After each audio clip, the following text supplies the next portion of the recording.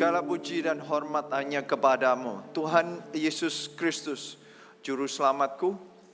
Engkaulah Allahku, Engkaulah Tuhanku, Engkaulah pengharapanku, Engkaulah kekuatanku, Engkaulah masa depanku, Engkaulah kehidupanku, Engkaulah yang memberikan aku segalanya. Engkau Allah yang kami sembah. Ku kasihi Engkau dengan segenap hati, segenap jiwa, dan segenap kekuatan kami. Berbicaralah kepada kami melalui firman-Mu. Kami berdoa Roh Kudus yang akan membawa apapun suara, kata-kata yang tersampaikan ke telinga kami masuk dan dibuat mengerti, baik itu di otak maupun di hati kami. Mengerti secara logika dan mengerti secara emosi. Kami tahu Tuhan berbicara dengan segala bahasa, termasuk bahasa logika, termasuk bahasa emosi. Allah pencipta, Engkau tahu apa yang kami butuhkan, Engkau tahu bagaimana menembus mata yang tertutup, hati yang kaku, yang bebal, yang tegar tengkuk, yang jauh, yang apatis.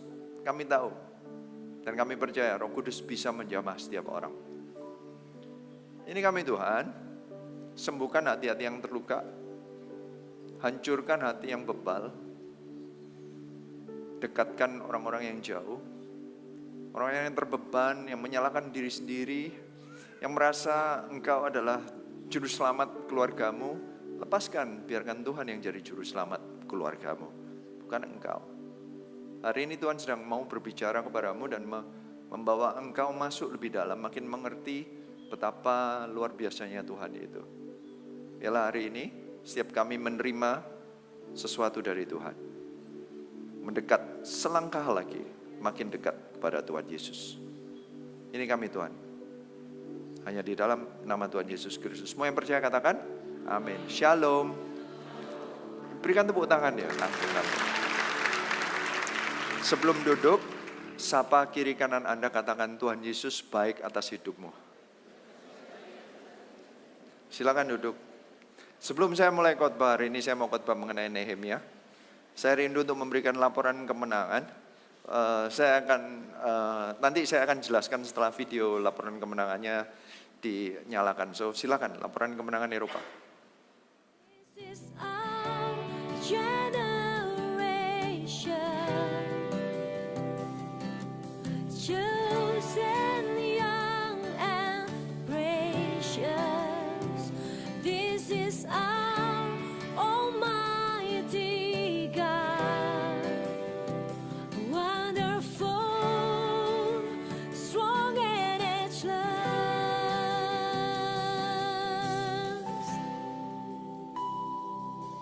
Jesus, Jesus, we live to see your revival. To the sky, to the sky, revival, fire in the Most High, revive us now.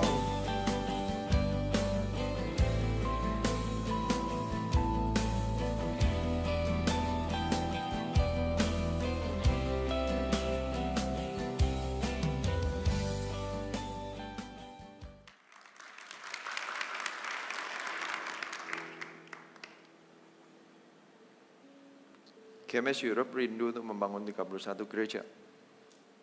Sekarang sudah ada 3. Selama 3 tahun 3.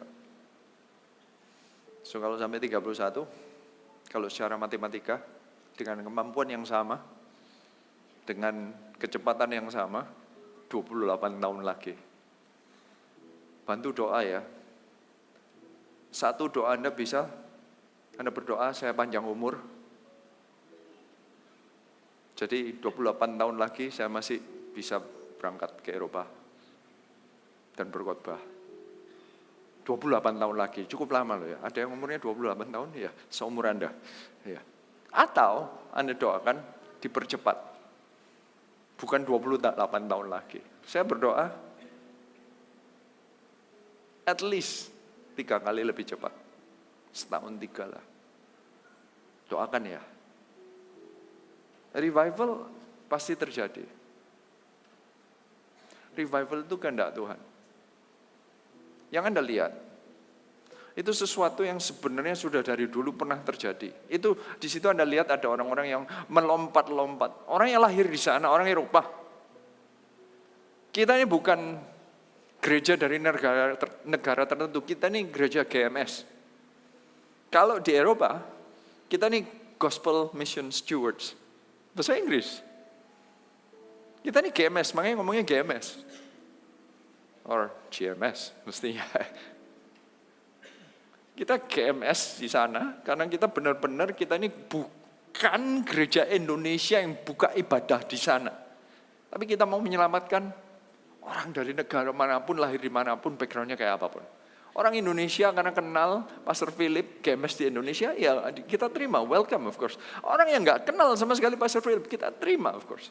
Dan banyak yang di sana yang nggak tahu. Nggak ada yang tahu bahwa ada. Kadang kalau kita ceritain, gereja kita itu 120.000. Mereka yang kaget-kaget. What? Karena mereka ngelihatnya CG yang kecil. Mereka startnya, mereka ngelihat sebanyak ini aja. 200 saya banyak gereja di Eropa. 200 itu sudah powerful. Kalau isinya 200 saja, itu bisa beli gedung 7 tingkat. Pokoknya powerful. Gereja kita itu 120.000. Super powerful.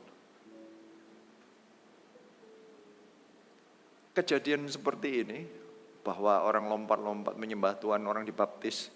Anda tadi ngelihat ada yang menikah, tahu kenapa kok gitu? Karena pernikahan di sana sudah nggak dianggap sakral lagi. Pernikahan itu optional. Menyembah Tuhan, optional.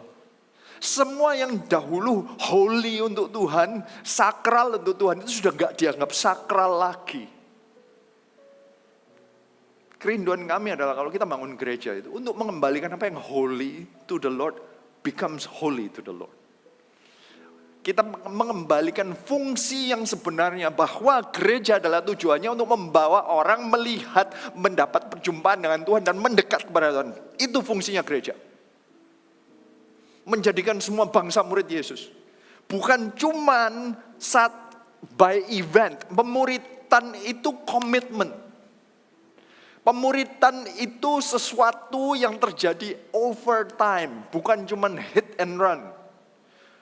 Kita mau bangun gereja, bahkan dari antar 31. Kenapa kok 31? Karena kita rindunya yang satu, kita beli.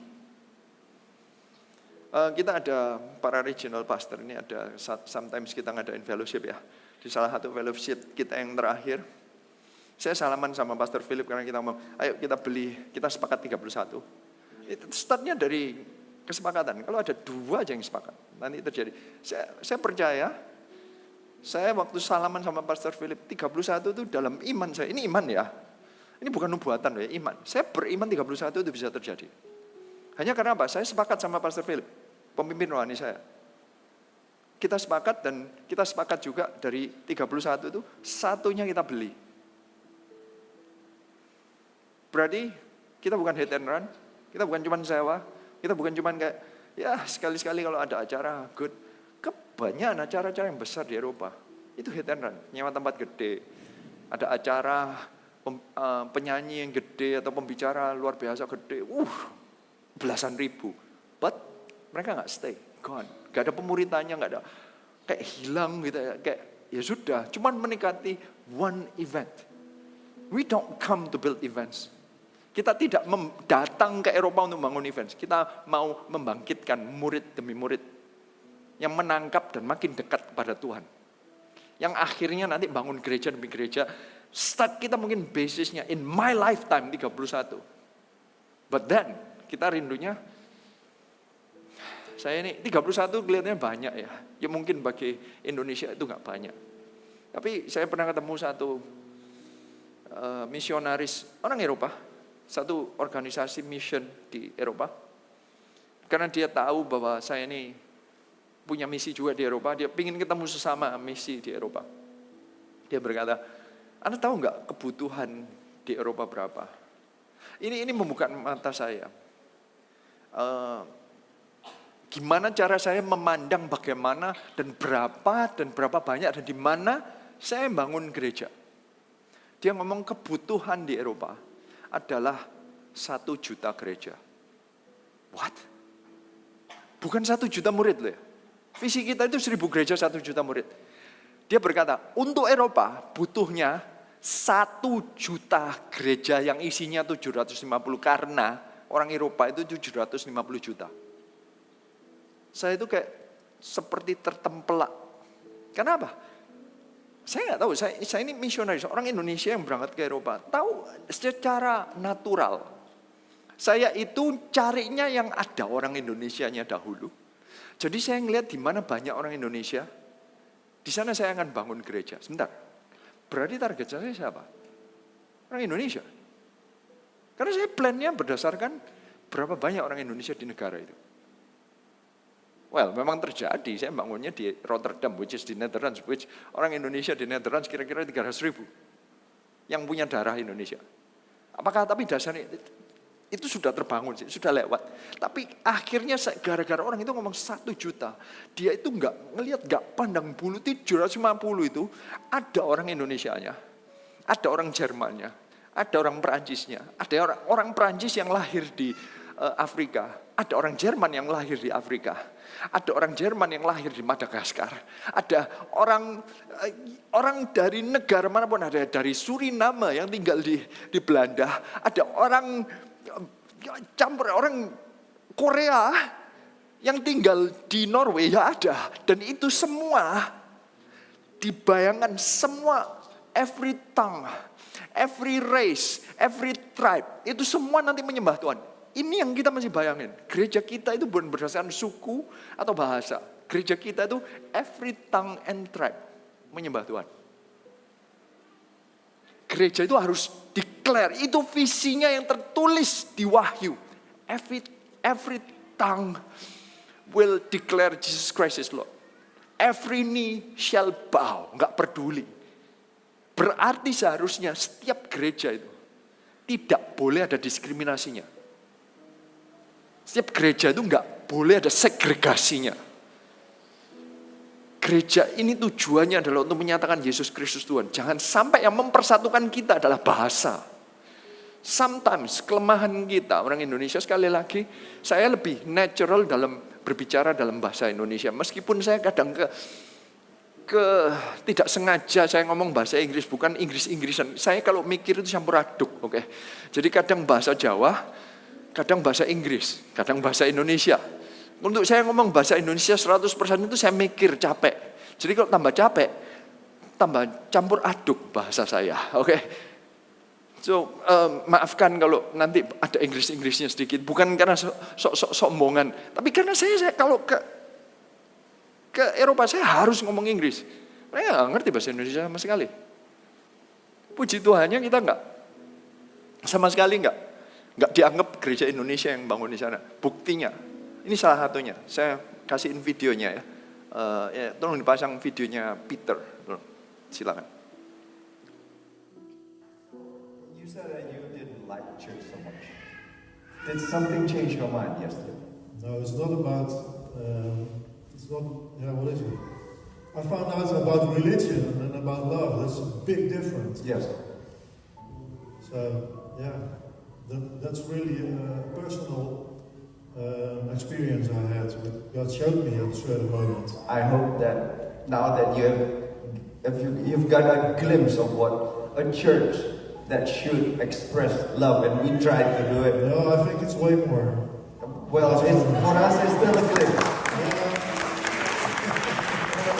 God is way more loving than what we showed. That's what we are supposed to do. I can tell you. Well, I'll tell you more later. But I experienced the love of God in a very exceptional way. Exactly. So I want to ask you, let's join us. Let's really preach the gospel together in love and bring people to church. Hallelujah. God bless you.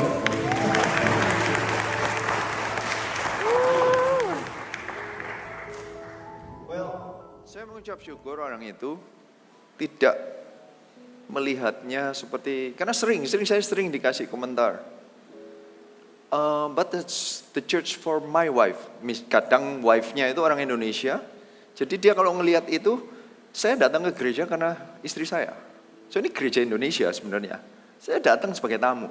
Orang ini sama sekali ini nggak ada hubungan, nggak ada wife, nggak ada urusan sama orang Indonesia. Ada temennya yang masukin ke Facebook di hari Sabtunya ada acara kita 2 hari. Dia datang yang di hari Minggunya karena Facebook feed itu.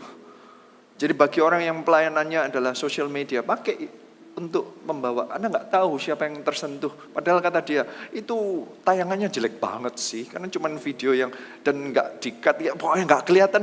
Pokoknya, tapi itu membuat orang tertarik. Anda nggak tahu siapa yang terbawa. Dan orang itu datang di hari Minggunya dan dia, kesimpulan dia adalah, I felt love. Saya mengucap syukur jika gereja, orang berjumpa di gereja, pertama kali ketemu 2 jam. Gereja as a whole, ibadahnya.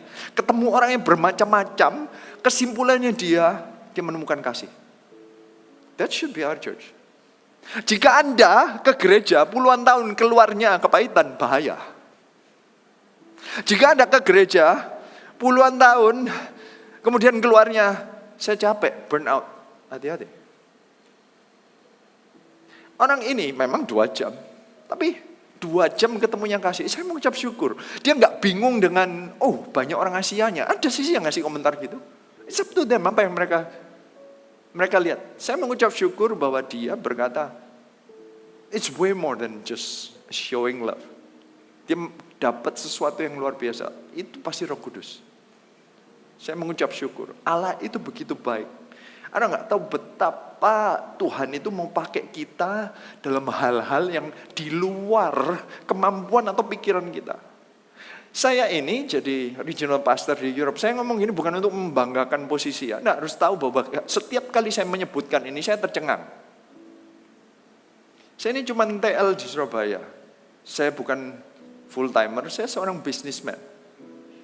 Saya dahulu belum terlatih di teologi, saya baru ikut teologi pas barengan sama para regional pastor yang lain, kita sama-sama belajar teologi. Sebelumnya enggak, saya ini belajarnya benar-benar dari CGT, MSC, ya, ngeri ya sih, khotbah hari Minggunya di GMS. Saya 29 tahun di GMS, saya enggak pernah punya bayangan untuk menjadi gembala boro-boro benua lain. Kota lain aja enggak pikirin. Saya ini orang Surabaya. Born, bred, Jawa sekali. Anda tahu enggak ya? GMS itu kalau kumpul dimanapun, pelayan dimanapun. Kalau Anda dengerin di HT-nya, ngomongnya Jawa semua. Orang Medan, Jakarta itu bengong. Apa sih jomoen itu? Maksudnya ambillah. Ngerti ya? Harus diterjemahkan, oke? Kumpul saiki, iki wayahe. Ngomong apa toh ya? Itu kalau orang Surabaya, kumpul orang Surabaya itu ketularan bahasanya, oke? Jadi orang Indonesia kalau di luar negeri, kadang kumpulnya itu bukan Tuhannya, tapi bahasanya sama. Mereka rindu ngomong bahasa Indonesia. Mereka rindu nyanyi dalam bahasa Indonesia. Saya ini khotbah pertama kali yang dalam bahasa Inggris di Eropa. Ada orang datang saya dan negor saya. Pak, kamu orang Indonesia, khotbah bahasa Indonesia dong. Saya dimarahin loh. Saya pikir, loh, kamu ini di negara mana tuh ya? Ini di Eropa loh ya. Dia cuma gara-gara dia kangen, pendetanya dimarahin. Kalau Anda kangen sesuatu, Anda datang marahin pemimpin Anda enggak? Kira-kira saya harus dengerin manusia atau dengerin Tuhan yang katanya, every knee shall bow, every tongue shall confess. Setiap lutut akan bertelut, setiap bahasa akan mengaku Yesus Kristus Tuhan. Saya akan ngikut katanya Tuhan. Saya mau pakai bahasa Inggris lah, bahasa Indonesia lah. Pokoknya orang-orang yang seperti Peter mengakui. Yes, itu orang dia melakukan apa yang dia lakukan. Dia berkatakan, saya akan undang dia, ayo join us, preach the gospel. Dia ngajak loh, dia ngajak jiwa ke CG, dia ngajak itu, dia ngundang pendeta, street evangelist, pendeta yang nggak punya gereja, tapi melayani. Aneh kan, di sana ada. Dia sendiri juga, dia suka nolongin orang miskin. Dia ini orang yang hatinya compassionnya tinggi, tapi dia nggak ngerti bergereja itu kayak apa. Kita mau kembalikan fungsi gereja. Itu adalah tempat memuridkan. Kita bersama-sama bertumbuh. Pelayanan itu bukan untuk membenarkan diri sendiri. Dia itu karena compassion, karena itu memang hatinya. Dia itu melayani. Emangnya melayani itu tujuannya itu? Melayani itu untuk membawa orang menuju Yesus. Kalau cuman dia memberi seseorang baik sih, tapi tujuannya bukan untuk berbuat baik kan, tujuannya untuk mendekatkan orang pada Tuhan. Pelayanan yang sebenarnya itu bukan cuman sedekah.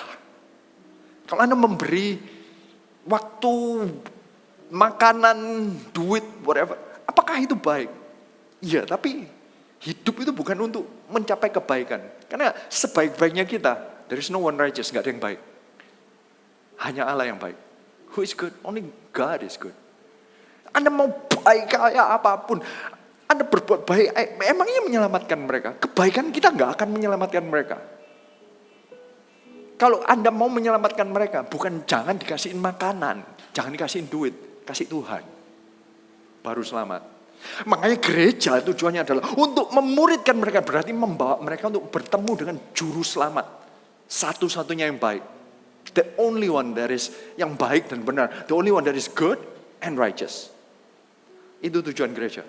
Saya mau membenarkan, tujuan gereja itu bukan supaya kita bisa sedekah. Tujuan gereja itu bukan untuk membangkitkan bakat kita untuk melayani. What do you mean? Bakat kita ditumbuhin atau tidak, doesn't really matter, isn't it? Tahu bakatnya Paulus yang terbesar? Ngajar di universitas karena dia itu canggih otaknya. Dia bukan bangun sekolah Alkitab, dia bangun gereja. Berarti bakatnya terpendam atau kebalikannya.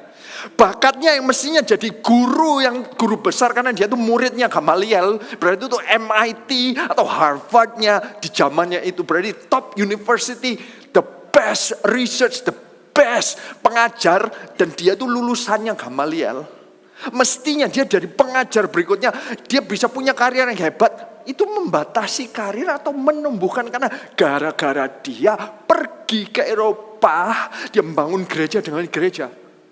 Kita ada gereja yang sebaik itu namanya Lawrence Kirk. Itu ada tumbuh karena ada satu orang membiarkan talenta terhebatnya dia mengajar teologi, diubah jadi membangun gereja. Memuridkan Lydia, memuridkan kepala penjara, memuridkan Timotius, memuridkan Silvanus, memuridkan satu jiwa demi satu jiwa, bangun CG, bangun gereja, bangun Efesus, bangun, bukan di tempat, bukan gak dibayarin, dia bayar sendiri, dia bangun tenda untuk membiayai pelayanannya. Berarti itu menghilangkan talenta atau mengembangkan sesuatu yang Anda gak pernah lihat. Bangun gereja itu membuat orang menembus. Kalau Paulus cuma ngajar, dia akan terkenal sebagai rabi yang mungkin hebat, but namanya enggak tertulis di kitab kehidupan. Sekarang Paulus ngajarin kita sampai zaman sekarang berapa bilion muridnya. Gara-gara dia bangun gereja, ditulis di Alkitab. Roh Kudus mencatat apapun yang dia khotbahkan. Ditulis kita di universitasnya Paulus. Just because di masa hidupnya dia gak bisa ngelihat talenta dan bakatnya itu terpakai. Bukan dipendam, bukan diperas, tapi ternyata ditarik beyond his lifetime. Dia mencapai billion sampai semua bahasa kita. Itu orang Yahudi yang lahir yang ngomongnya khotbahnya mungkin Aramaik campur Greek yang kita gak ngerti bahasanya. Tapi sekarang gara-gara pelayanannya diterjemahkan semua bahasa termasuk bahasa kita.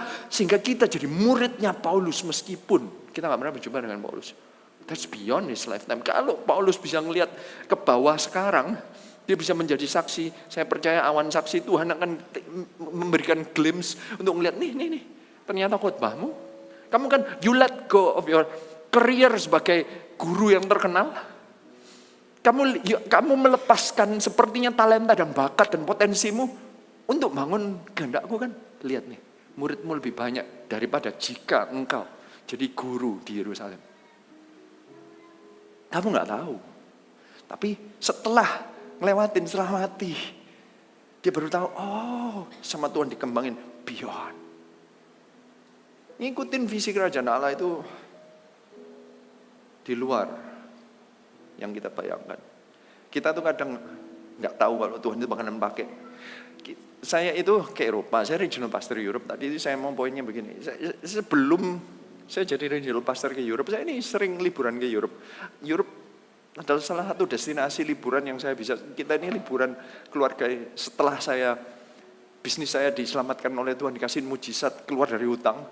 Saya bisa punya kemampuan, diberikan kasih karunia Tuhan, kemampuan untuk bisa liburan ke luar negeri. Di antara luar negeri yang saya bisa pilih Australia, saya bisa pilih Amerika, saya bisa pilih Jepang, Asia, Korea, China, Afrika. Anda pilih Afrika? Ya. Atau Europe. Saya selalu milih Europe. So saya itu sering, tolong fotonya. Saya sering ke kota-kota di Europe. Nah, kalau sampai di kota di Europe, saya biasanya ke Old Town, saya menikmati, istri saya lebih lagi senang gitu kalau di rumah-rumah kuno gitu ya. Tapi rumahnya nggak dibuat kuno itu, ya cuma senang lihat ya, kan nggak mau tinggal di dalam rumah kuno. Ya, kita selalu ke daerah kuno dan selalu masuk gereja. Dan kalau di dalam gereja ada fotonya, belum? Ada fotonya? Foto. Nah, ini beberapa gereja, dan kita itu selalu minta sama Tuhan, izinkan gereja ini nanti ada ibadah. Dan kadang saya itu berdoa, kalau saya sendiri berdoa, izinkan saya suatu saat nanti khotbah di gereja-gereja seperti ini.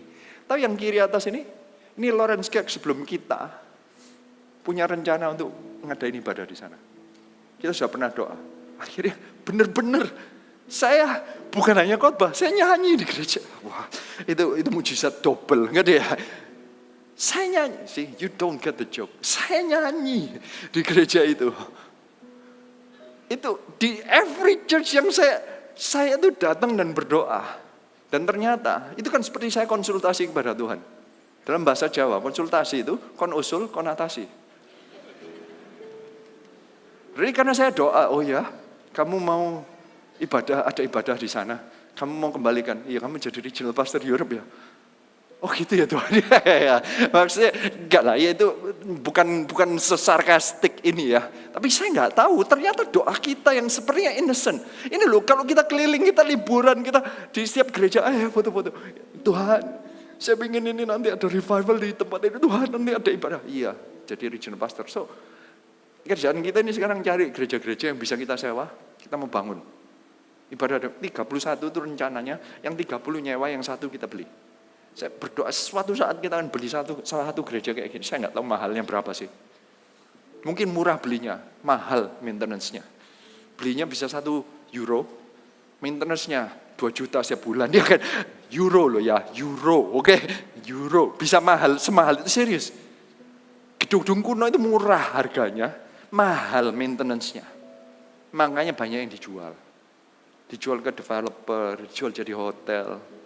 Karena gereja jadinya nyari duit. Anda bayangin berapa ribu gereja itu semua miliknya gereja. Gereja di Eropa itu kaya-kaya tapi nggak ada orangnya. Secara kepemilikan kaya, but no one goes there. Karena fungsi gerejanya sudah kacau. Sekarang ini gereja itu museum, tempat kuburannya orang yang kudus zaman lalu. Jadi kadang kalau kita itu lompat-lompat di atas kuburan kadang.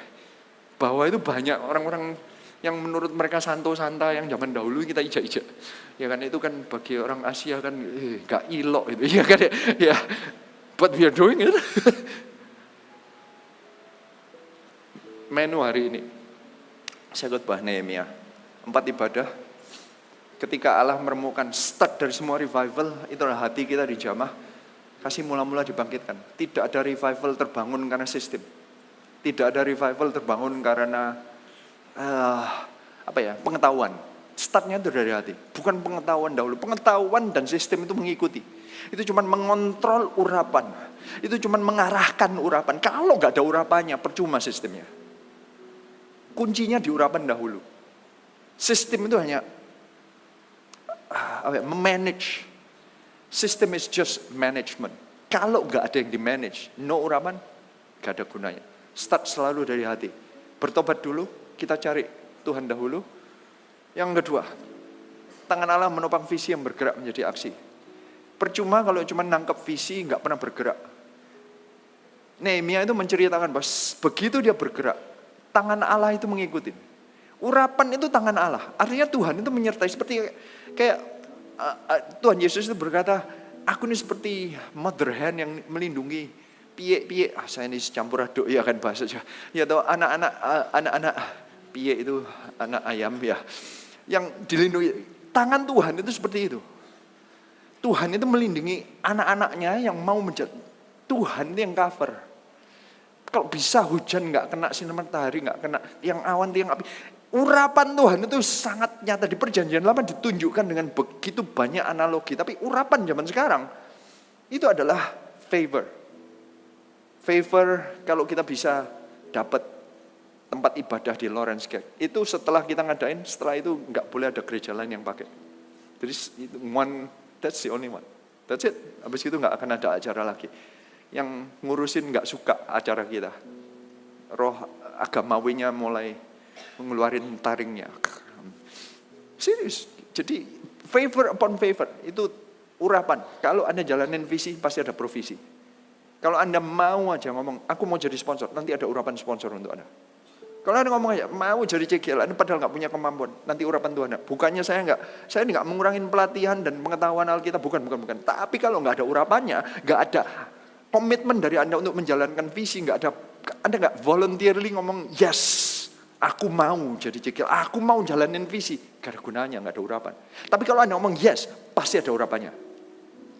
Nanti training, sekali lagi, hanya memanage, mempertajam. Kalau nggak ada urapan, pengetahuan percuma, pelatihan percuma. Start dari agreement, komitmen. Yes, aku mau jalanin visi. Nanti posisi akan membawa sponsor CGL. Karena ada yang ngomong, gak perlu lah, saya akan melayani di belakang layar. No.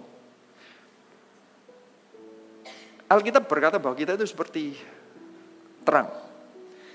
Kalau ada lampu, itu selalu akan diletakkan setinggi mungkin di ruangan itu supaya semua area di ruangan itu bisa melihat cahayanya. Jika Anda ditaruh di bawah kolong, gak ada yang kelihatan cahayanya. Kalau Anda gak nerima posisi, itu sama aja terang Anda, talenta Anda, pengetahuan Anda mengenai Tuhan, kesaksian Anda mengenai mujizat Tuhan, itu Anda letakkan di bawah kolong. Gak usah posisi, saya melayani di belakang layar. Ya, lagi diletakkan di bawah kolong. Cari posisi, itu meletakkan Anda lebih tinggi, karena terangnya dari Tuhan, itu mau diterangin lebih banyak orang. Platform. Makin tinggi, itu platformnya makin tinggi. Makin tinggi posisinya, itu platformnya makin tinggi. Bukan karena Anda hebat, karena Tuhan dalam kita yang hebat. Tuhan itu memamperin Tuhannya, Tuhan Yesusnya. Kita yang dipakai sebagai bohlamnya. Bohlamnya, posisi sponsor CGL itu cuman position letak makin tinggi aja. We are nothing without sinarnya. So, habis gini, kalau ditawarin jadi sponsor jangan ditolak. Jangan sok rohani, kayak sok rendah hati. No. Karena kalau memang sayang sama Tuhan, you'll do it for God. Jangan di belakang layar. Tunjukin siapa Tuhannya. Bayangin kalau Anda pacaran sama seorang ngomongnya, gak usah ya pesta, gak usah ada yang tahu kalau engkau istriku. Misalnya begitu. Kira-kira perasaannya istrinya gimana? Hah? Anda perkenalkan kepada orang lain. Ini teman baik saya, bukan istri gitu. Bayangin. Perasaannya istri kayak apa? Kalau Anda ditanyain Tuhan, kamu orang Kristen gak? Iya. Kamu kok gak pelayanan? Ya saya di belakang layar aja. Jadi Anda gak mau declare, Jesus is your God. Saya di tempat ini bukan karena saya mau khotbah kepada Anda. Tapi saya begitu yakin, God is my God. Urapan dia itu begitu indah. Saya ada di tempat ini karena Tuhan, makanya saya mau declare. Kalau dikasih kesempatan di Bali ataupun di Baltimore ataupun di Berlin, I don't mind. I don't care. I'm doing it for God. Posisinya mau sponsor kayak regional pastor, I'm doing it for God. I just want to shout as loud as possible, Jesus is my Lord. He is my Savior. Mau yang saya temuin 1 orang atau 1000 orang, I don't care. I just want to say, aku mau bersinarkan Yesus yang ada di dalam diriku. Kalau dikasih kesempatan, take it. Ambil, jangan ditolak. pemulihan dalam persatuan. Ini saya sebelum khotbahnya, saya sudah siapin, tapi sebelum khotbahnya persis kita ini lagi fellowship dengan para mission trip. Jadi saya itu nggak baca ulang. Setelah saya khotbah ternyata satu pasal itu isinya cuma nama-nama. Jadi saya khotbahin nama tadi. Nggak tahu ada yang ngulangin apa enggak, tapi menurut saya ini pengkhotbah, oke. Susah loh kalau khotbah isinya cuma nama-nama, nggak ada topik yang lain. Topiknya ini membangun sebelahnya, ini membangun, ngulang puluhan kali. But Tuhan baik. Ada itu poinnya.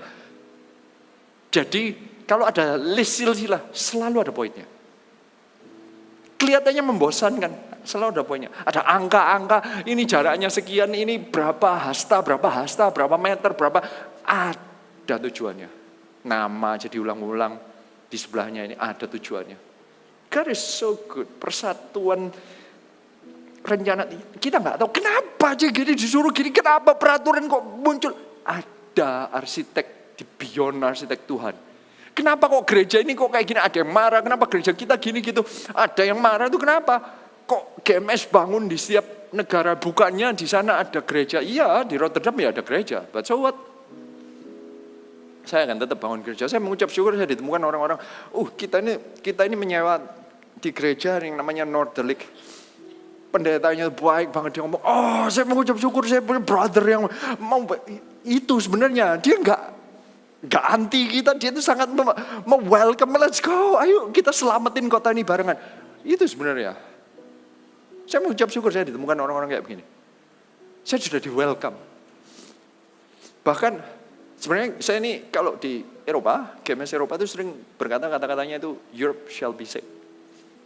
Itu saya dapatkan dari seorang pendeta dari Swiss. Saya pernah berjumpa dia tahun 2012. Saya pernah pelayanan di gerejanya.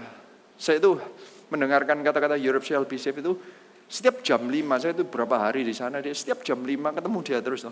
Setiap jam 5 sore, handphonenya itu nyala, ada alarmnya. Kemudian dia berhenti, apapun yang dia lakukan kecuali nyetir, dia itu berhenti, tutup mata, berdoa. Di akhir doanya dia berkata, Europe shall be saved. Habis itu melakukan lagi. Setelah hari ketiga saya tanya, kenapa ya? What are you doing? Dia ngomong, saya punya hati untuk menyelamatkan Eropa. Oh really? Okay. Waktu itu kan 2012 saya nggak punya pemikiran apa. Oke. I like that term. Saya suka.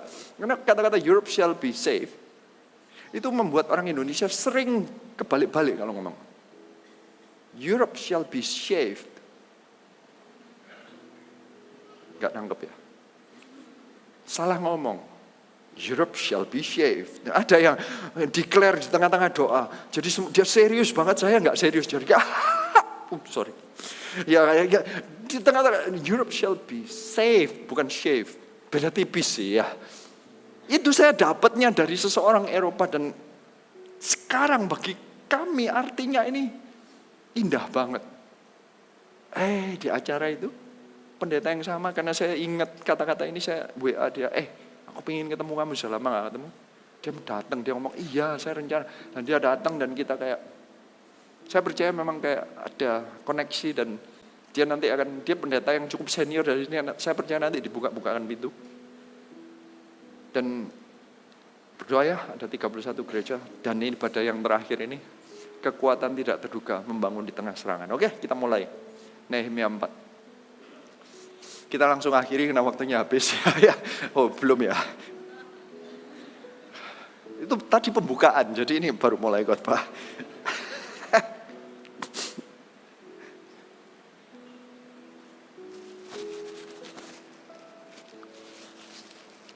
Nehemia 4. Ketika Sanbalat mendengar bahwa kami sedang membangun kembali tembok, bangkitlah amarahnya dan ia sangat sakit hati. Ia mengolok-olokkan orang Yahudi dan berkata di hadapan saudara-saudaranya dan tentara Samaria, apa gerangan yang dilakukan orang Yahudi yang lemah ini? Apakah mereka memperkokoh sesuatu? Apakah mereka hendak membawa persembahan? Apakah mereka akan selesai dalam sehari? Apakah mereka akan menghidupkan kembali batu-batu dari timbunan puing yang sudah terbakar habis seperti ini? Sampai di situ dulu. Anda harus menghargai betapa luar biasanya Nehemia. Nehemia itu mengadopsi visi yang dia lihat itu puing-puing. Zaman sekarang ini, untuk komitmen ke gereja harus ngelihat kesempurnaan. Saya nggak mau komitmen gereja ini, saya mau observasi dulu. Kalau saya ngelihat lagunya kurang saya sukai, belum tentu saya komitmen. Kalau saya ngelihat kepemimpinan atau pemimpin-pemimpinnya kurang seperti style saya nggak mau komitmen.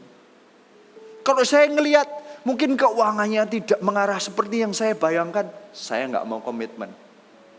Kayaknya Anda itu komitmen Anda itu seharga berapa gitu loh. Anda mahal banget. Enggak, Anda jual mahal gitu loh. Nehemia ini ditulis di Alkitab karena dia begitu menangkap visi kerajaan. Dia itu melihatnya puing-puing. Dia resikokan segala hidupnya untuk melayani visi kerajaan Allah.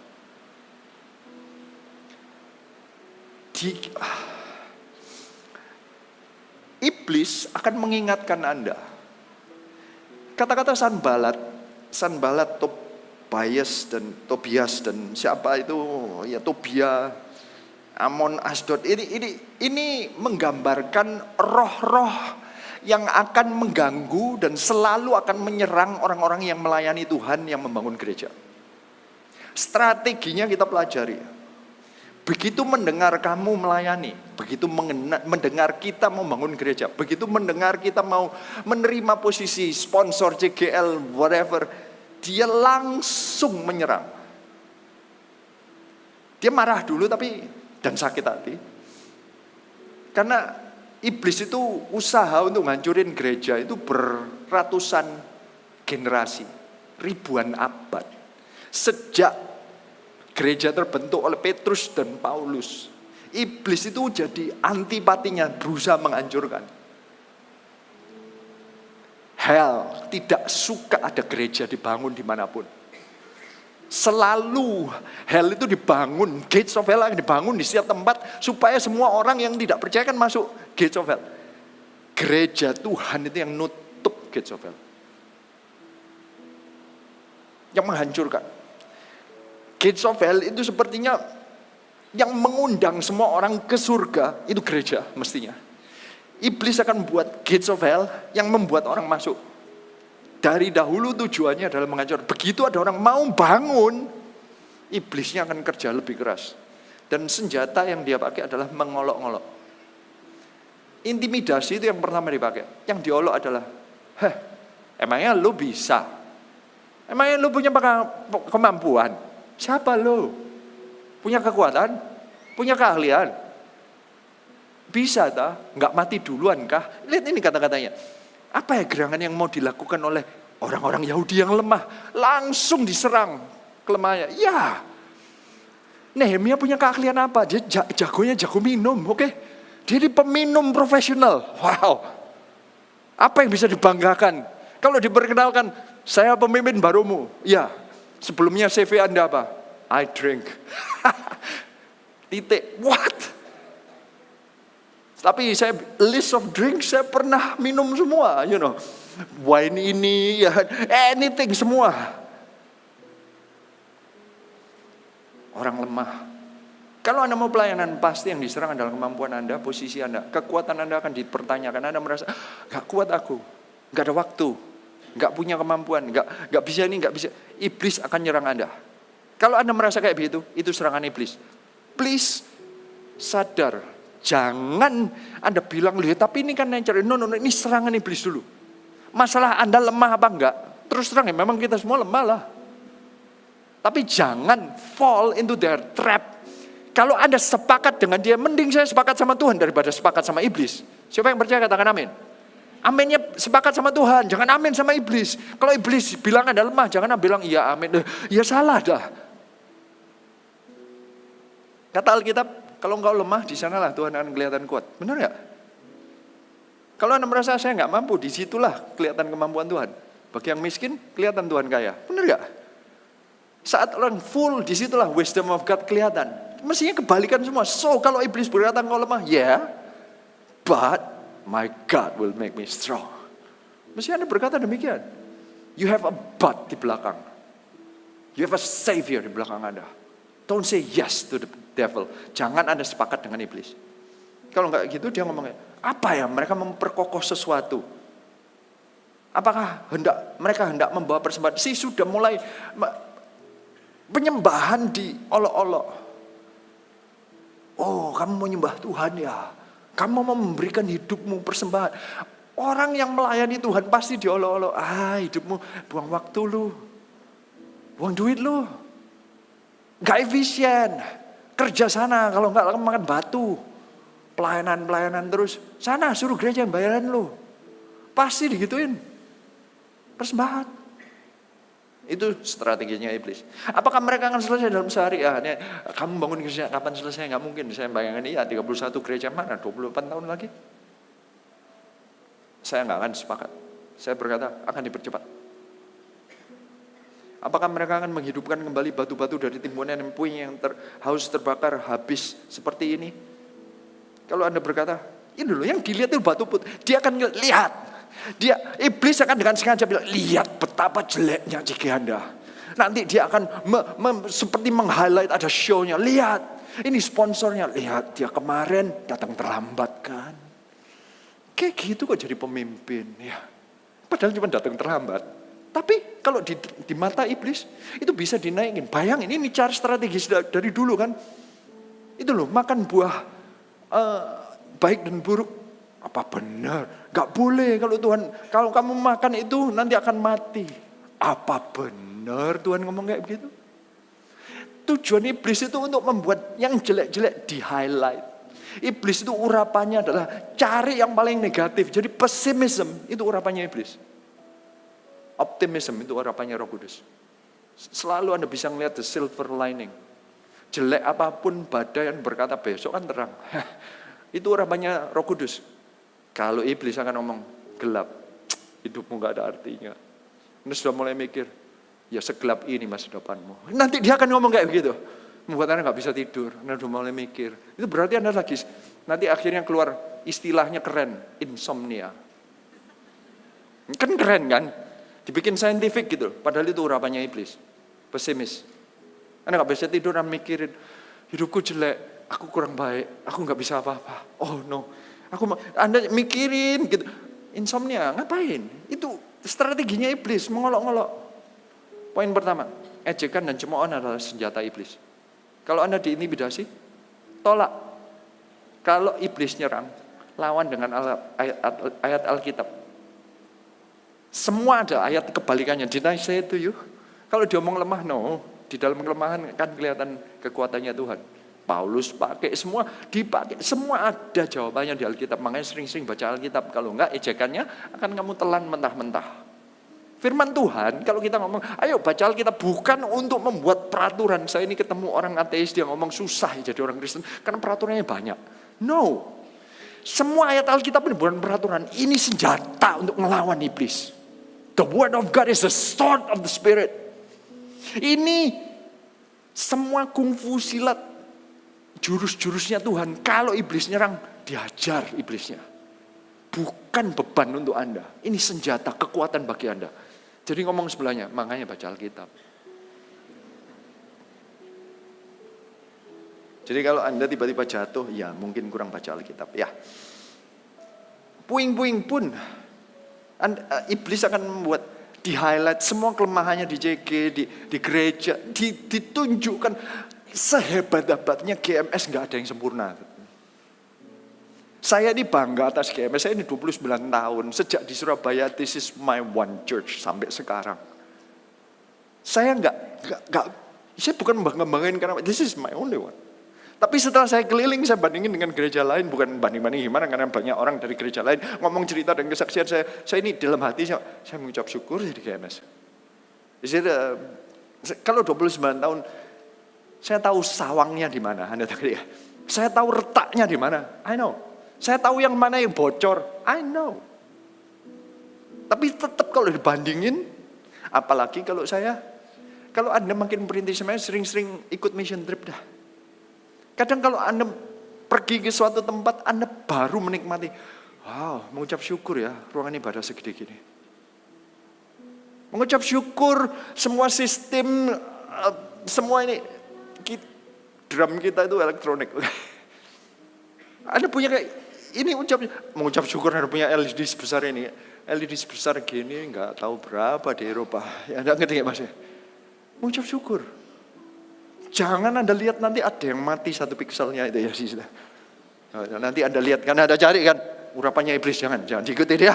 Jangan cari dead pixelnya, oke? Nikmatin ini loh.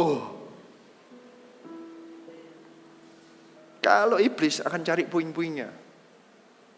Anda cari kelemahannya pemimpin Anda. Khotbah lama banget, khotbah banyak Inggrisnya. Itu saya. Jangan ya, jangan cari. Anda sepakat sama iblis.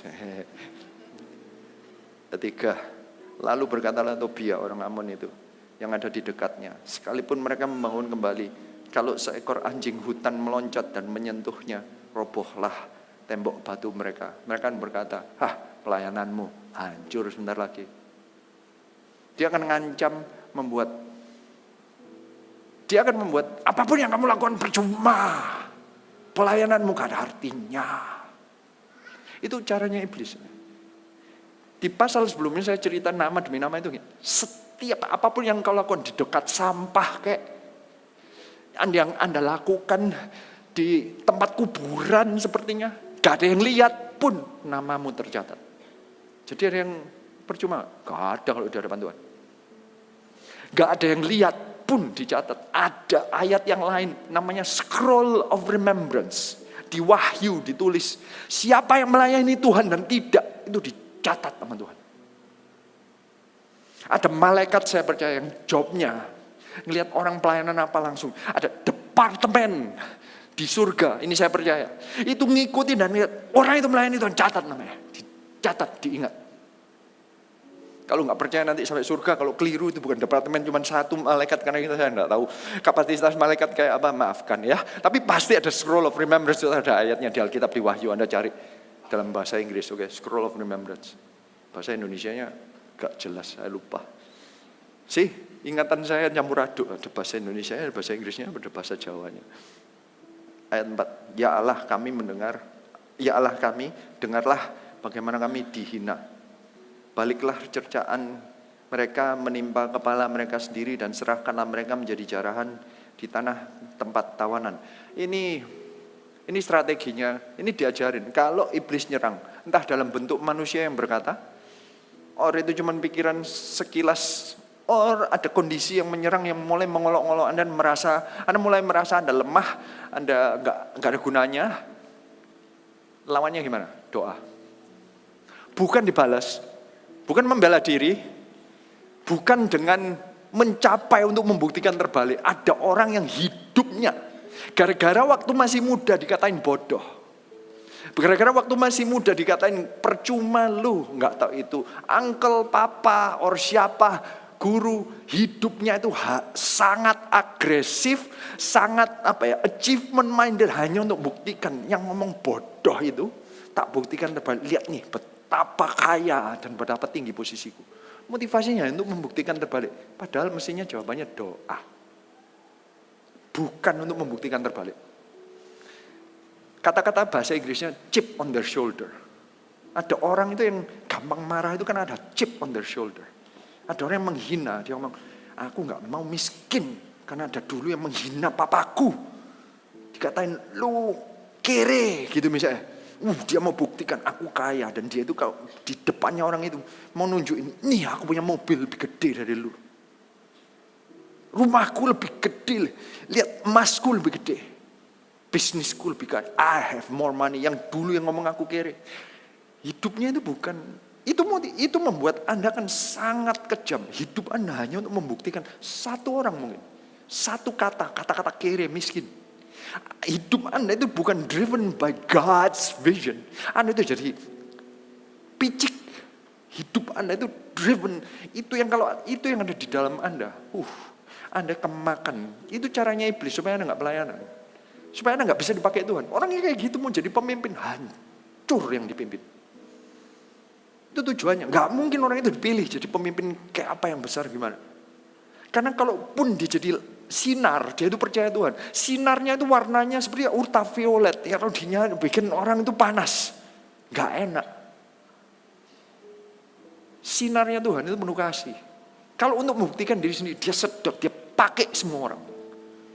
Dipakai untuk membuktikan, aku berhasil. Aku gak bodoh. Aku gak kere. Aku gak miskin. Dia akan pakai semua orang, kan itu tujuannya. Tapi kalau tujuannya untuk Tuhan, kita tuh melayani orang, kita mengasihi orang, gerejanya tumbuh, CG-nya tumbuh. Dengan dasar melayani, karena startnya kasih.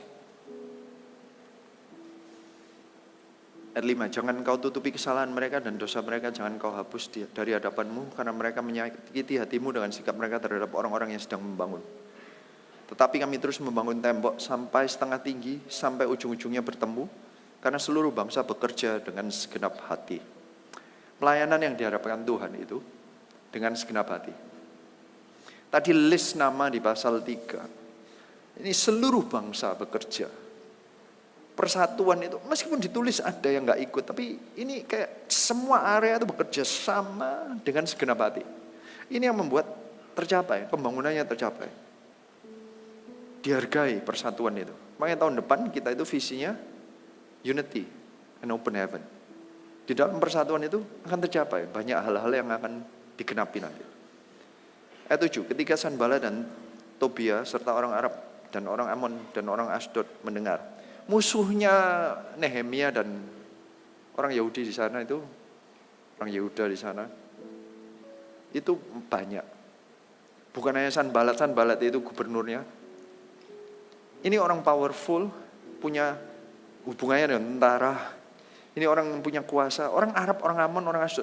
Jadi ada suku-suku yang dengan sengaja itu menyerang. Dia merasa sendirian. Kalau Anda melayani, kadang Anda merasa sendirian. Orang sekeliling Anda, orang yang melayani Tuhan versus yang tidak. Biasanya lebih sedikit orang yang melayani Tuhan. Mereka akan mempertanyakan, apa benar kamu nggak diperas sama gereja? Apa benar kamu melayani seperti kayak begini? Nggak keterlaluan nggak? Jangan fanatik. Benar nggak? Itu seringnya dikatakan. Anda kan merasa sendirian. Anda tahu nggak? Itu cuma caranya iblis untuk mencegah Anda memberikan segenap hati Anda. Dengan cara disakiti, dikomentarin, nanti lama-lama Anda setuju.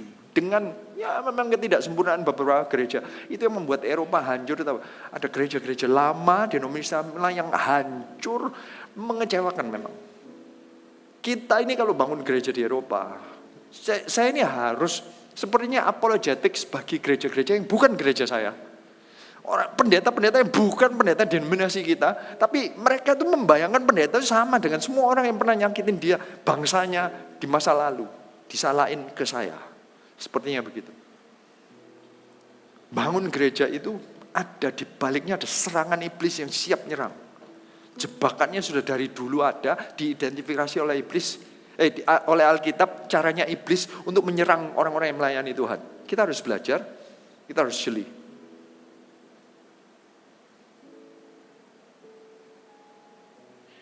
Bahwa pekerjaan perbaikan tembok Yerusalem maju, bahwa lubang-lubang tembok mulai tertutup, maka sangat marahlah mereka. Mereka semua mengadakan persepakatan bersama untuk memerangi Yerusalem dan mengadakan kekacauan di sana. Tetapi kami berdoa kepada Allah kami dan mengadakan penjagaan terhadap mereka siang dan malam karena sikap mereka. Jika Anda mendeteksi bahwa iblis makin nyerang, jangan makin takut, tapi makin berdoa siang dan malam. Tadinya doa sekali, sekarang doanya siang dan malam. Itu istilah kalau di Indonesia kan siang dan malam itu kan basically 24 jam. Itu 24/7. Itu all the time. Berdoalah setiap saat. Sejak April kami ini mau ngadain Europe Special Service. Itu saya diajarin oleh Roh Kudus yang harus Anda perangi. Jadi Tuhan akan membantu mengidentifikasi siapa musuhnya. Di sini disebutkan Sanballat, Tobia. Jadi ada identifikasi siapa yang diserang, siapa yang menyerang sehingga kita bisa defense-nya tahu arahnya dari mana. Roh Kudus itu berkata, bagi saya sebagai regional pastor, saya tahu ini urapan karena saya punya posisi sebagai regional pastor, bukan karena saya sensitif itu. Roh Kudus berbicara, roh yang harus kita perangi di Eropa adalah satu, roh ateisme, berarti membuat Tuhan sekecil-kecilnya, sejauh-jauhnya, se-insignificant. Yang kedua adalah tolerism, berarti membuat Tuhan itu sama dengan yang lain. Cara apapun, agama apapun, kebaikan apapun itu menyelamatkan. Berarti Yesus bukan satu-satunya juru selamat. Jesus is not the only way. Caranya adalah, oke, kalau mau nyembah Tuhan boleh, tapi cara lain juga boleh. Kelihatannya kan baik kan? Kelihatannya toleransi lah. Kelihatannya toleransi kan baik ya. Tapi sesuatu yang baik, tapi kalau diangkat di atas Tuhan, jadi ilah, jadi berhala. Dan itu jadi ilah di Eropa. Dia akan marah kalau ngomong Yesus the only way. Tiba-tiba roh toleransinya muncul. Kita harus tahu, ini roh kedua yang cukup besar, bukan hanya ateisme. Yang ketiga, roh agamawi. Dia akan mempertanyakan semua cara kita. Kenapa kok kalau ibadah kok ngangkat tangan? Kenapa kok berdiri? Kenapa kok rame? Kenapa kok pakai drum? Kenapa kok ada elektrik gitar? Kenapa kok berbahasa roh? Kenapa kok ada nubuatan? Kenapa kok khotbahnya lama? Kenapa kok berapa lama? Kenapa kok banyak lah? Kenapa kok pendeta nggak kayak gini? Kenapa kok pendeta kok kayak gitu? Kenapa banyak? Kenapanya itu roh agamawi. Roh agamawi akan mempertanyakan semua berdasarkan tradisi dulu nggak kayak gini. Mestinya kayak peraturan ditutup sehingga untuk melayani, untuk bangun gereja itu makin lama makin sulit gitu. Untuk mendekati kepada Tuhan, untuk mendapatkan jamahan itu makin lama makin sulit. Kalaupun dapat jamahan itu kebetulan, pokoknya jadi kaku, sulit. By rule and regulation. Kelihatannya semua agama pakai ayat, pakai peraturan tadi, but itu membuat Tuhan itu jauh di dalam, dilingkupi oleh tradisi. Rule itu roh agamawi. Hasil roh agamawi itu perpecahan. Ide seseorang, style kepemimpinan bisa. Ide seseorang, kalau khotbah itu mestinya kayak gini, kalau khotbah kayak gitu tuh nggak baik, itu iblis, itu roh agamawi. Nuduh di Alkitab loh, ini mau khotbah pakai caranya apa? Pokoknya mengkhotbahkan nama Yesus diterima sama Paulus sama Tuhan Yesus. Itu loh mengusir-usir dalam namamu, dilarang nggak? Kata Tuhan Yesus, pokoknya dalam nama Yesus nggak apa-apa lah. Memangnya style yang menentukan. Yang penting kan Tuhan Yesus ditinggikan. Siapa yang percaya katakan amin. Oh ya saya ngerti, kita ini harus doktrin yang benar. Memang ada yang bidat. Pastor Philip berkhotbah mengenai yang mana yang bidat, yang mana yang enggak.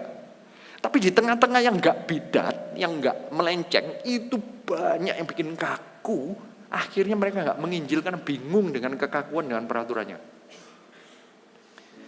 Jadi caranya iblis dijauhin banget, disama-samakan atau dibuat bingung dengan yang lain kecuali menginjil. Saya mengucap syukur gereja kita selalu fokusnya pada jiwa-jiwa. Di tengah-tengah kita memperbaiki semua ini, kita tetap peduli dengan doktrin, tapi kita tetap menginjil. Makanya ada Jack Evan. Makanya kita selalu ada acara-acara, nggak tahu itu KKR lah, nggak tahu apa. Karena kita nggak pernah luput bahwa Tuhan Yesus mati di atas kayu salib untuk membuat semua orang dimuridkan. Tuhan Yesus mati untuk menyelamatkan yang terhilang. Gereja Tuhan harus meneruskan ini. Siapa yang percaya katakan amin.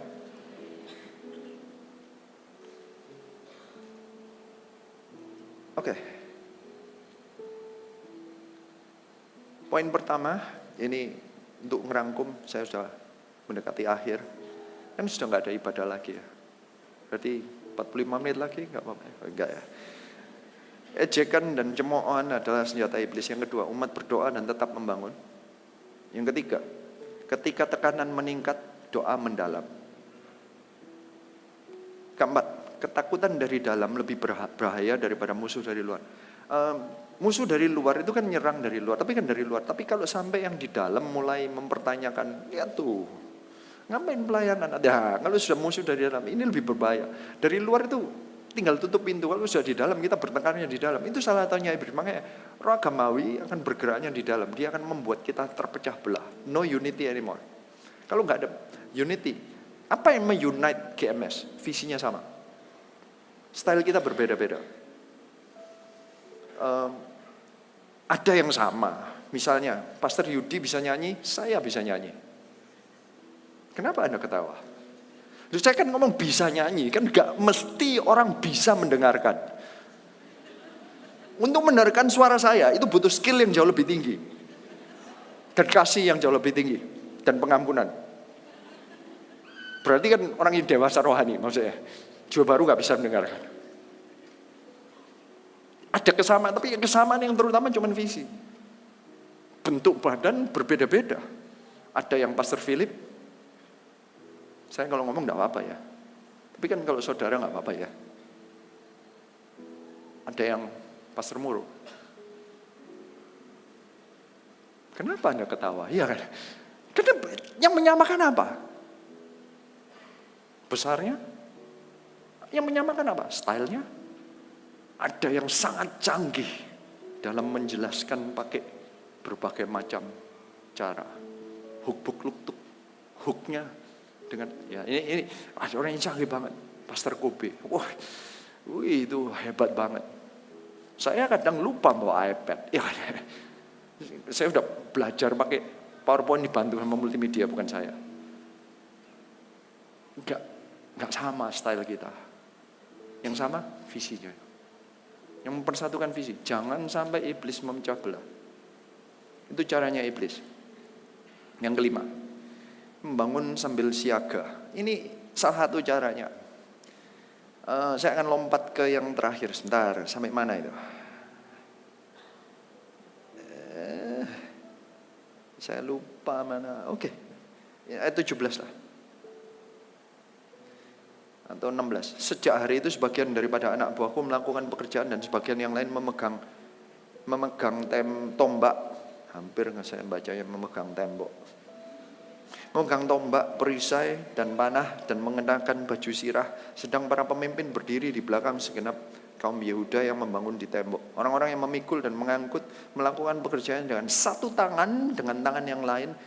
Mereka memegang senjata.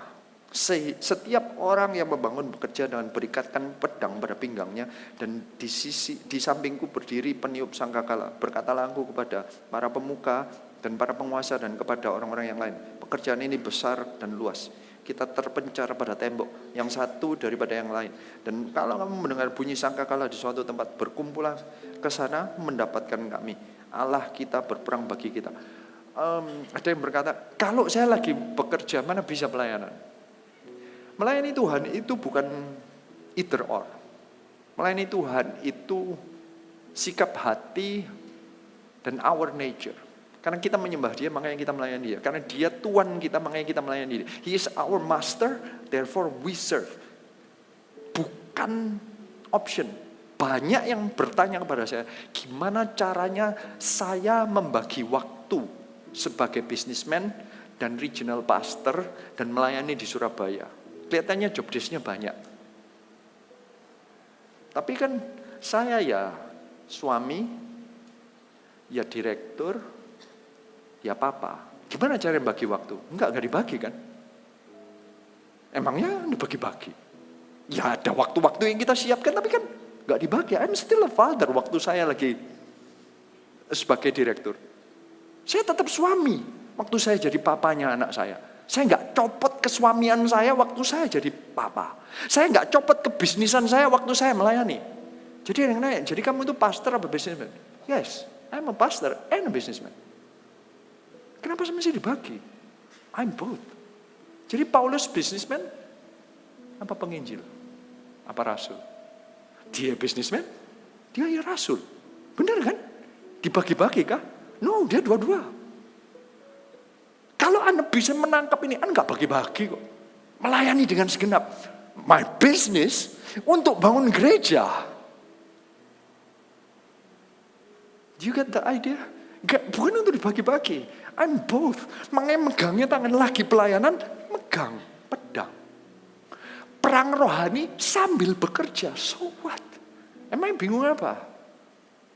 Jangan pernah dipisah-pisahkan kayak sepertinya ini memang konsep dunia. Karena ada separation di Europe. Saya ini balik ke Europe. Ini caranya iblis, di-separate. State and religion. Harus di-separate. Sehingga Anda akan memisahkan pelayanan dan bisnis Anda. Berarti Anda Senin sampai Jumat, Anda businessman. Minggu, Anda orang Kristen. Itu salah. Anda itu orang yang diselamatkan Tuhan. Di hari Senin, Selasa, Rabu, Kamis, Jumat, Sabtu, Minggu. 24/7 Anda anak Allah. Siapa yang percaya katakan amin. Kalau Anda tetap anak Allah, Anda tetap melayani. Ya atur aja jadwalnya, pusing amat. It's not about just job description, cara bagi waktu. Karena ini who you are. Anda melayani bukan karena opsi, karena melayani atau enggak. Anak Allah ya pelayanlah. Karena kenapa kita disebut anak Allah? Karena kita sadar bahwa ternyata saya ini berdosa dan Tuhan Yesus mati di atas kayu salib. Makanya saya ini utang banyak, saya ini dibeli dengan harga yang mahal, yaitu darah Yesus. Jadi sebenarnya saya ini utang banyak sama Tuhan. Ada ayatnya yang berkata, yang mana yang nyayangin lebih? Yang utangnya 500 atau 5.000? Or something, iya kan? Ya jelas yang 5.000. Ya, orang yang dosanya sedikit, gak kira melayani karena merasa bahwa sebenarnya gak utang banyak sih. Tapi yang dosanya banyak, dia akan memberikan minyak narwastu karena dia tahu, aku gak bisa selamatin diriku. Makanya orang Farisi gak mau melayani, karena dia merasa, kan doaku bisa menyelamatkan aku. Tapi orang yang immoral, aku mau doa berapapun, aku masih gak layak. Jadi dia ngomong, I need you Jesus. Melayani itu mestinya nature kita. Sehebat Anda doanya apa, sepelayanan, setalented Anda dalam pelayanan, gak bisa menyelamatkan Anda. Yang menyelamatkan Anda tetap darah Yesus. Karena Tuhan Yesus Kristus di darahnya Anda dibeli. Dengan darahnya Anda dibeli. Itu kalau Anda sadar sehebat Anda apapun, Anda gak bisa nyelamatin diri Anda. Baru Anda mengerti bahwa kalau kita diselamatkan, ya jelas kita melayani lah. So it's your nature. Gak bisa dipisah-pisahkan. Iblis berusaha memisah-misahkan. Membuat Anda gak bisa membangun sambil siaga. Tapi kalau konsepnya iblis, konsepnya Alkitab bisa. Anda itu imamat rajani. Artinya ya raja ya imam. Imam duluan tapi ya raja. Berarti Anda bisnismen, tapi Anda imam. Siapapun yang gak percaya Tuhan, Anda bawa ke Yesus. Karena Anda imamat rajani. Semua bangkit berdiri. Ini kelima poinnya. Ejekan cemoohan adalah senjata iblis. Kita lawan dengan firman Tuhan. Umat berdoa dan tetap membangun. Gak ada yang namanya sabbatical dulu deh. Aku berhenti, time out, gak pelayanan. No, kalau ada serangan, tambah doa. Tetap melayani. Ketika tekanan meningkat, doa mendalam. Kalau masih banyak masalah, tambahin doa puasa siang dan malam bila perlu. Ketakutan dari dalam lebih berbahaya daripada musuh dari luar. Kalau ketakutan itu berarti menyentuh faith. Dari dalam itu berarti kalau Anda mulai tidak percaya lagi bahwa Tuhan akan menyelamatkan Anda. Ini jauh lebih parah daripada hinaan, cemoohan, olokan, serangan dari luar atau secara fisik. Ada sakit, penyakit, tekanan, duit, habis. Itu lebih parah kalau Anda mulai gak percaya. Mulai takut, mulai ragu. Mestinya melayani gak ya? Tuhan bisa menyelamatkan aku gak ya? Masalahku terlalu besar, Tuhan malah bisa. Saat Anda mulai kayak itu targetnya iblis sih. Membuat Anda berhenti melayani. Membuat Anda mulai mencurigai Tuhan. Membuat iman Anda mulai mengecil, menciut. Dan kalau itu gak berhasil, strateginya diserang biar Anda, misalnya diserang bisnisnya. Jadi biar fokus, sekarang lagi bisnisku lagi kacau, aku gak pelayanan dulu deh, aku tak ngurusin bisnisku dulu. Nanti kalau sudah selesai, kata Alkitab, bangun sambil pegang pedang. Ada masalah, tetap melayani. Bukan gak diurusi, tetap urusi. Pedangnya dipegang, tapi pelayanan tetap. Visi kerajaan Allah gak pernah tinggal. Mungkin harus ngatur waktu, mungkin. But, karena ada serangan, ya Anda harus pedang lah. Bisnis lagi, Anda lagi serangan, ya bangkit. Pakai firman Tuhan. Ya dengan hikmat lah dilawan. Tapi berhenti melayani enggak, tetap. Ini pelayanan terus. Jangan berhenti melayani Tuhan. Karena Anda imamat rajani. Imam itu your nature. Anda dulu bukan. Sekarang Anda itu imamat rajani. Anda bukan cuman raja loh. Anda bukan cuman businessman. Bukan cuman kalau Anda jadi full timer jadi imam. Anda full timer or not full timer, Anda tetap imam. Kita semua imamat rajani. Siapa yang percaya katakan amin. Jadi kalau ada yang belum melayani di tempat ini, Anda imam. Do your job. It's your nature. Anda diselamatkan to serve Him. Bangun gereja Tuhan. Bangun tembok Yerusalem. Kita nyanyikan satu lagu. Dan kita akan berdoa. I sing praises To your name, oh Lord, praises to your name, oh Lord, for your name is great and greatly to be praised. I sing praises to your name, oh Lord, praises to your name, oh Lord, for your name is great and greatly to be praised. I sing praises to your name, oh Lord, praises to your name, oh Lord, for your name is great and greatly to be praised. I sing praises to your name, oh Lord, praises to your name, oh Lord, for your name is great and greatly to be praised. Semua tundukkan kepala. Malam hari ini, Roh Kudus sedang mencari orang-orang yang mau berkata, aku mau melayani Tuhan.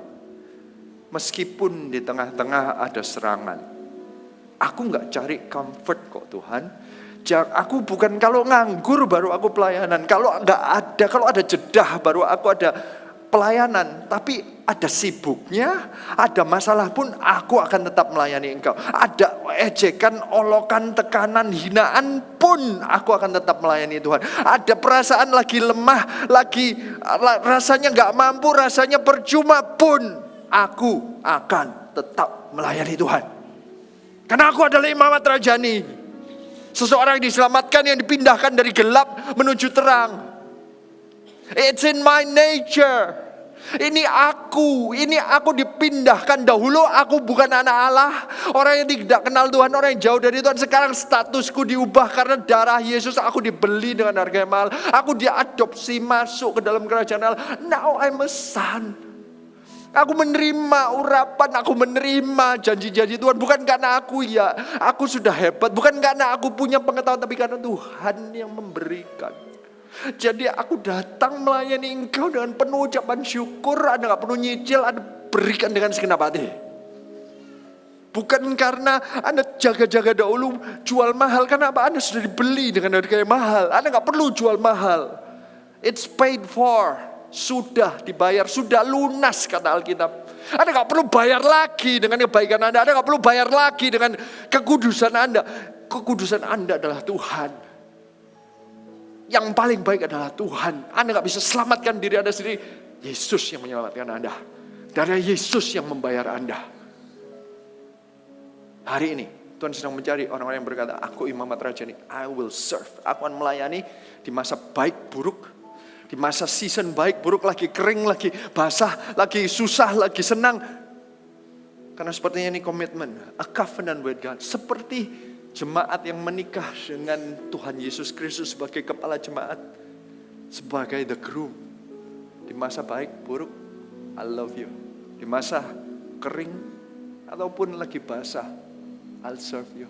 Di masa apapun, I'll serve you. Tuhan sedang mencari orang-orang yang mau berkata demikian. Yang mau komitmen melayani Tuhan. Sampai akhir hidup Anda, angkat tanganmu. Yang mengangkat tangan ini, maju ke depan. Show your commitment to God. Datang dengan rendah hati, bukan dengan kesombongan. dengan hati yang berkata, thank you Tuhan, aku diselamatkan, aku gak layak, tapi Engkau selamatkan. Dikasih posisi lagi, karena dikasih kesempatan. Siapa kami ini Tuhan, kami kok dibolehkan melayani? Siapa kami ini Tuhan untuk boleh mendoakan orang? Siapa kami ini Tuhan, kami kok boleh berkhotbah? Siapa kami ini Tuhan, kok kami dibiarkan melakukan hal ini? Siapa kami ini Tuhan, kami dicap menjadi ambasador Kristus? Datang dengan rendah hati dan berkata, thank you Tuhan, I'll serve you just because. Biarlah kami menjadi orang yang memberikan narwastu yang terbaik segenap hati, karena kita sadar betapa Tuhan itu begitu baik. Semua yang di depan, angkat tanganmu. Tim pendoa sepakat dengan mereka, tumpang tangan dengan mereka. Biarlah hati mereka setia sampai akhir. Biarlah hati mereka dibawa untuk selalu melihat Tuhan. Mereka gak bingung dengan bisikan iblis, ejekan iblis. Tolak dalam nama Tuhan Yesus. Dengan firman Tuhan, dengan kekuatan dari Roh Kudus, engkau akan melewati segala serangan iblis. Apapun sakit hatilah, ejekan, merasa lemah, merasa pusing, complicated, semuanya ditolak dalam nama Yesus. Karena tujuannya hanya untuk membuat engkau jauh dari Tuhan, untuk berhenti membangun tembok. Hari ini biar engkau diingatkan kembali, tetap layani Tuhan, tetap bangun tembok. Pegang kedua-duanya, pegang pedang, tetap bangun tembok. Layani di saat masa baik, masa buruk. Terima urapan yang baru saat ini. Engkau gak akan kepahitan. Engkau gak akan sepakat dengan iblis. Engkau gak akan berhenti, engkau gak akan capek. Karena di dalammu ada berbual-bual air kehidupan yang gak akan berhenti mengalir. Ada Roh Kudus. Tempat engkau kembali. Ada tempat secret place di mana engkau akan datang dan melepaskan bebannya kepada Tuhan Yesus Kristus. Jangan angkat bebanmu sendiri. Yesus juru selamatnya, jangan engkau selamatkan dirimu sendiri. Let Him be your Savior. Let Him be the Savior of the world. Anda jangan angkat diri pelayanan, Anda gak akan menyelamatkan. Terima urapan yang baru, pulihkan hati-hati yang lemah, hati-hati yang capek, yang merasa diserang dalam nama Tuhan Yesus Kristus. Firman Tuhan saat ini membasuh engkau, menguatkan engkau. Engkau bangkit kembali, engkau perang lagi. Engkau enggak diserang lagi. Suara-suara iblis sebenarnya ditolak di dalam nama Yesus. Engkau pakai ketopong keselamatan, engkau pakai baju sirah iman, semuanya sudah engkau pakai. Sehingga engkau bisa melawan iblis hari ini. Biar ini ada perlengkapan saat ini seperti yang engkau dipakai.